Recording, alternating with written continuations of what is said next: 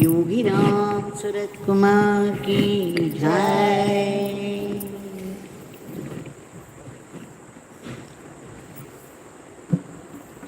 Yogi Ram Surat Kumar, Yogi Ram Surat Kumar, Yogi Ram Surat Kumar, Jai Guru Raya. Yogi Ram Surat Kumar, Yogi Ram Surat Kumar, Yogi Ram Surat Kumar, Jai Guru Raya. Yogi Ram Surat Kumar, Yogi Ram Surat Kumar, Yogi Ram Surat Kumar, Jai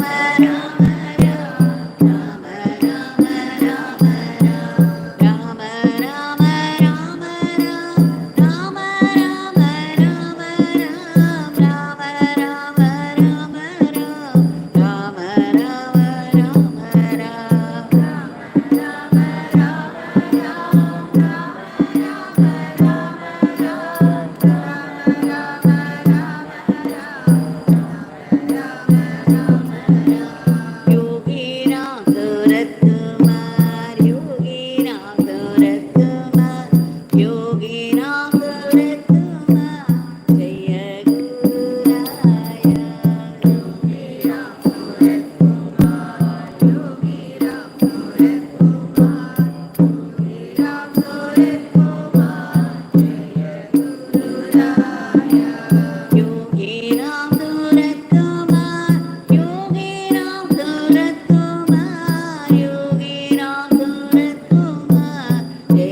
Guru Raya.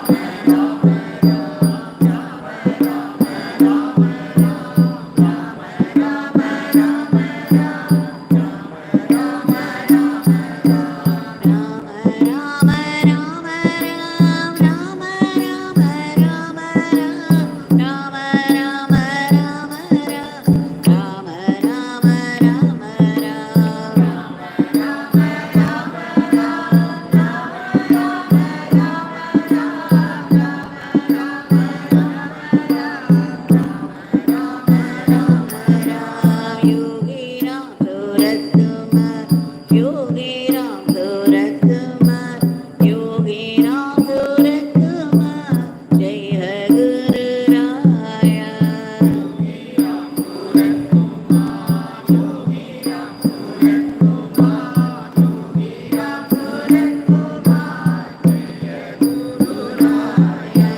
Yogi Ramsuratkumar, Yogi Ramsuratkumar, Yogi Ramsuratkumar, Jai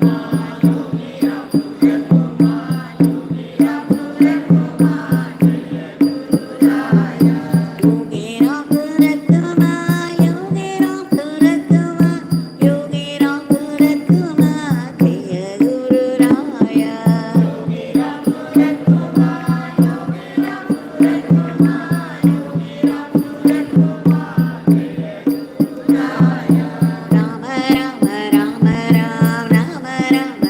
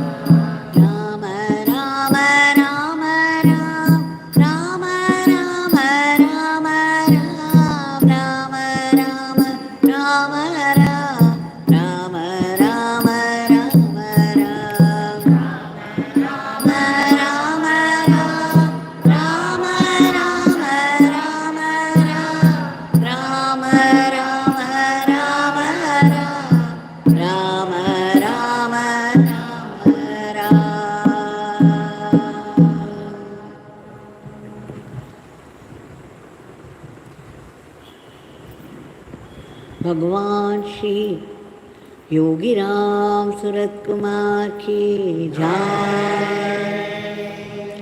Sarvam Yogi Ramsuratkumar Arpanamastu.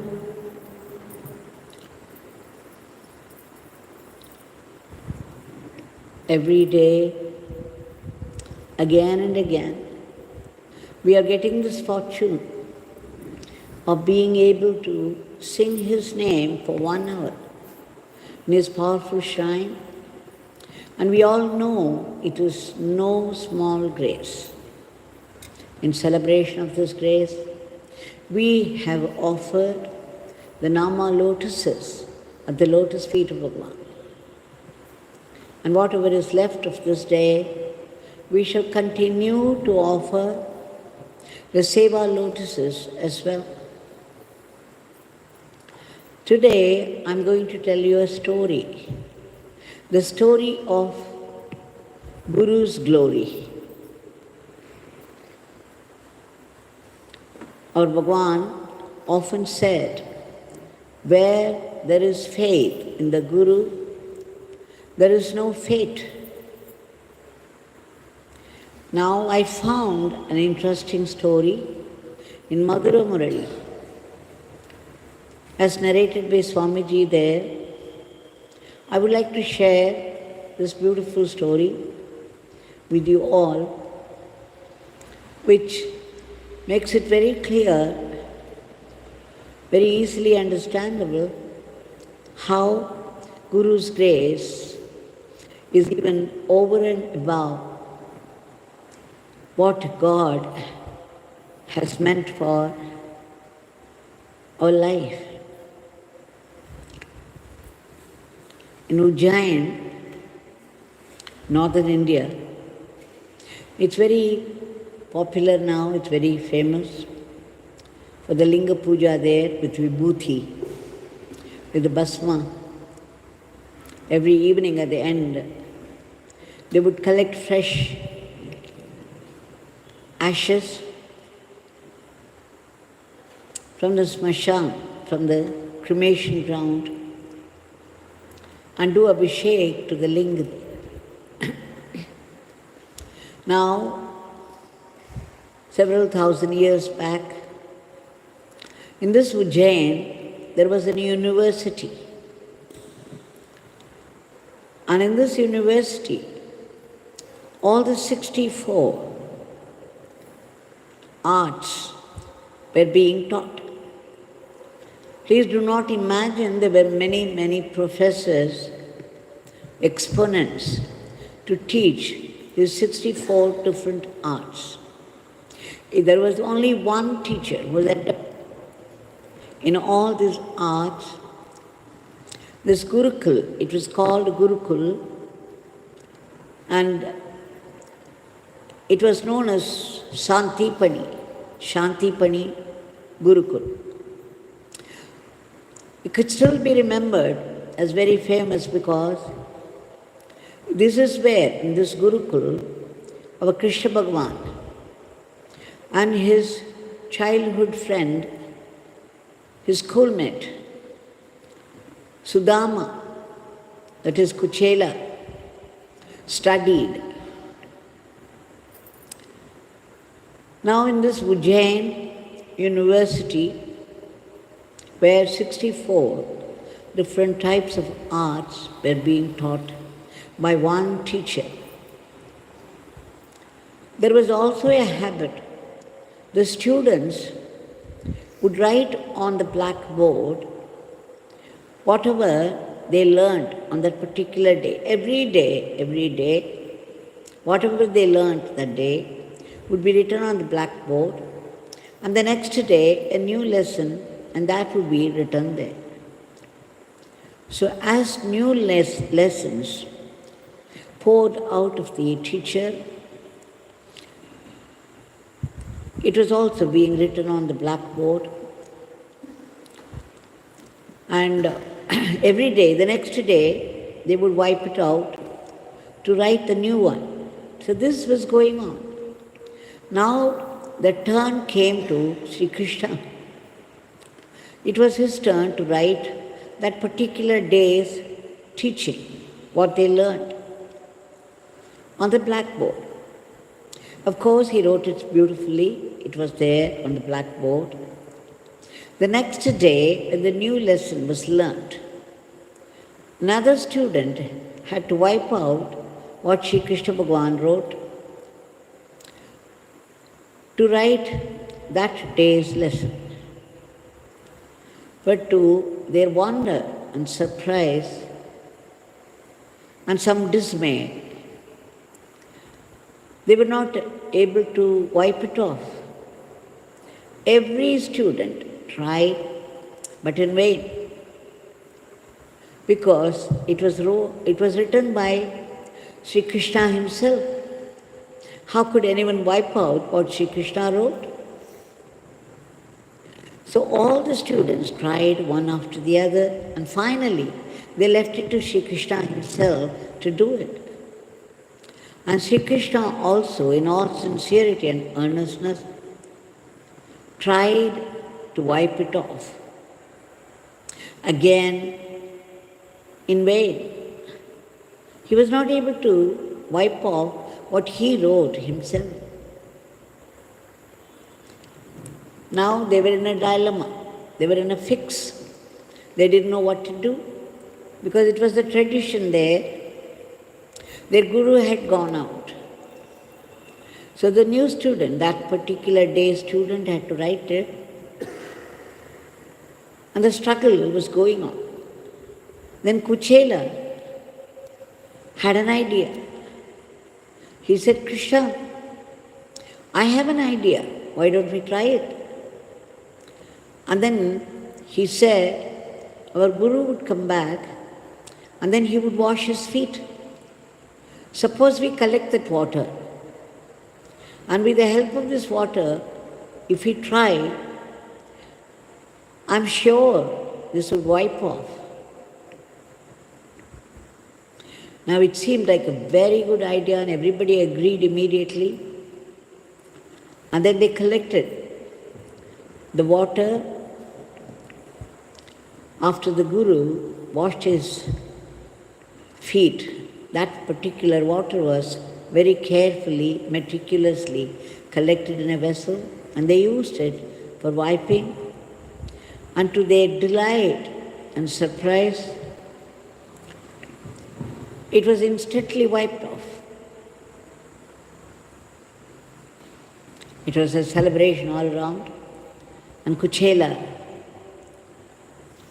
did well by suggesting it. He knew better than the other students, and of course, it was all Krishna Leela. must have been initiated by Sri Krishna himself to show the glory of the Guru. Only Guru can change even what God has written. Now let's remember again what Bhagwan said. For those of us who have faith, a deep faith, unshakable faith, in Guru's grace, there would definitely be no fate. We shall now offer our today's prayer. Bhagwan, we beg you a million times for your immediate divine intervention to change the course of events of the world. For they are full of violence. It's frightening and sickening the way things go on. You, the cosmic controller, can alone bring in peace, unity, discipline, order, and harmony into the lives of people so that people live a dharmic life with remembrance of God. Otherwise, increasingly people will live as they like and find a philosophy to suit themselves to justify what they are doing. And Bhagwan, those violent wars are going on, devastating consequences. Only you can put a stop to them, and we beg you to stop them immediately so that peace be prevalent. We also beg you to bless the whole world so that there would be no idea of the war. There would be not even mention of the word war among the countries of the world.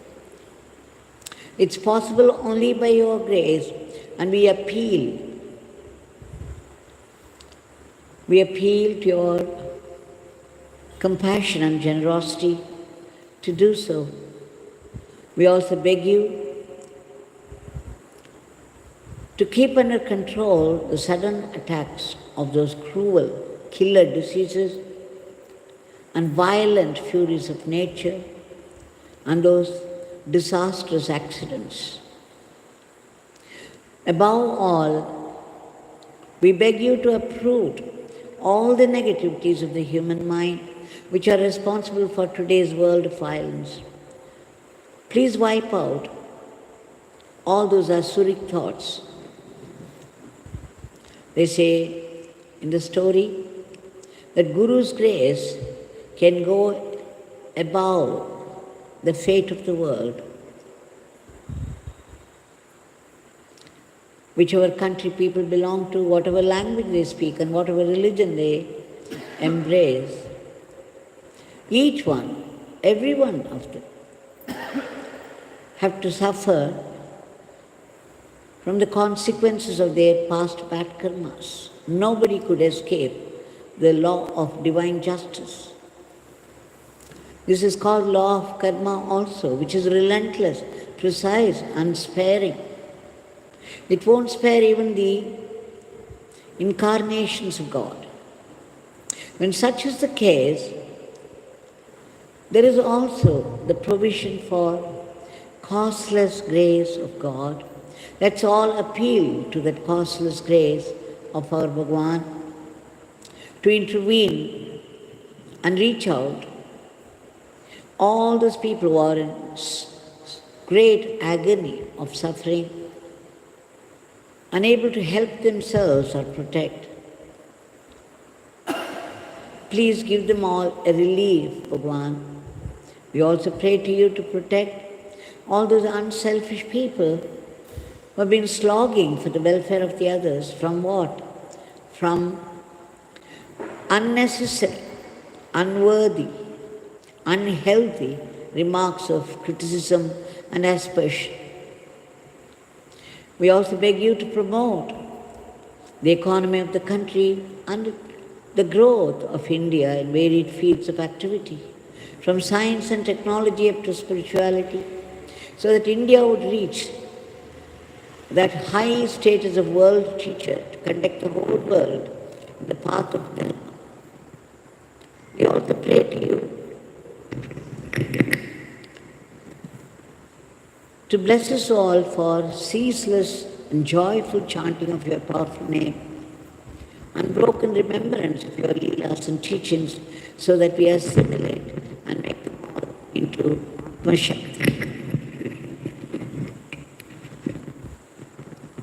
We also beg you, Bhagwan, to bless us all to be only sattvic instruments in your hands and not rakshasic, even by mistake. Please bless our everyday life so that we run it as an offering to you and not be caught by the temptations of Maya. We also seek that ultimate state of being, the state of bliss and peace, the state of pure awareness, of thoughtlessness, freedom. But then we know that our mind is full of thoughts. It is clouded by worldly desires and those residual latent tendencies of our past karmas. So what happens? There are sudden attacks of vicious fear, anger, jealousy, vengeance, passion, and sorrow. These emotions can run riot, go out of control, poisoning our mind. With the result, we fall into depression, deep depression, and lifelong medicine.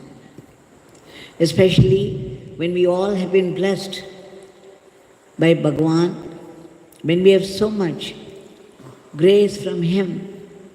Some of us compare ourselves with other people and catch hold of something that we lack in and blow it out of all proportion.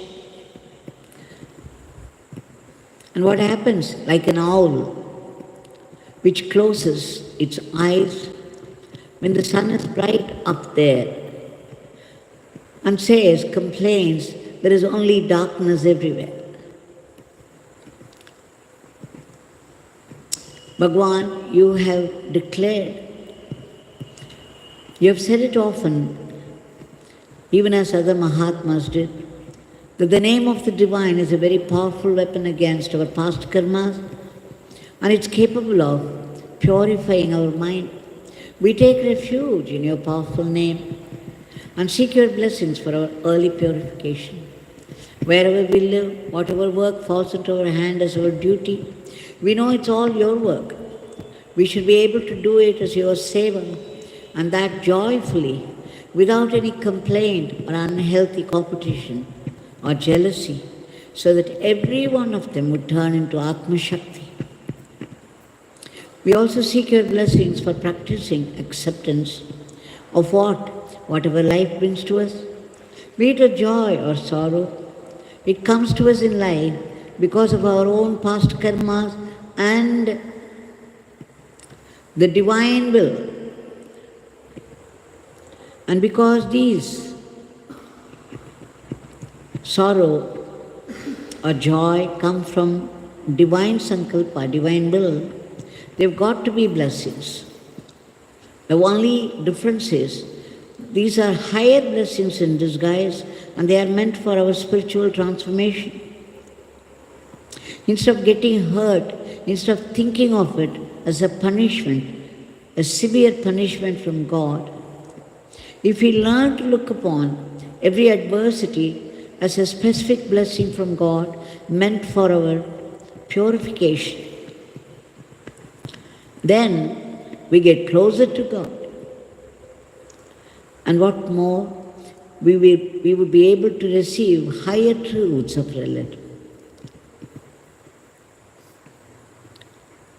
So, instead of blaming others for our own failures, little realizing that we have invited all the adversities of life by our past karmas, and trying to move away from God. Let us look upon every suffering as a special blessing from God, meant for our greater good. God, out of His compassion and generosity, puts a blessing also in the punishment, which pushes us back to Him, so that at the end of every suffering, we receive a higher wisdom, which purifies our mind. We begin to understand that all that we held in high esteem, all that we thought is our strength and protection, would be nothing, would not come to our help in times of difficulties. And it's only God who is our true strength and protection. As the mind gets more and more purified, you should be able to receive His power also. Bhagavan, we beg you to bless us all to be grateful to you, even for the sufferings of life. We seek your powerful blessings for all the species of the cosmos, to be lifted to a higher plane. And finally, we seek redemption from the vicious cycle of births and deaths, the root cause of which is that utter selfishness, the I and mine, the tyranny of the ego, the ahambhav. We beg you, Bhagavan, to uproot this ahambhav and promote atmabhav, so that we all be blessed with that immortal life, that eternal living in merger with you, or eternal servitude to you, in surrender to you, that eternal supreme entity. Jai Yogi Ramsuratkumar.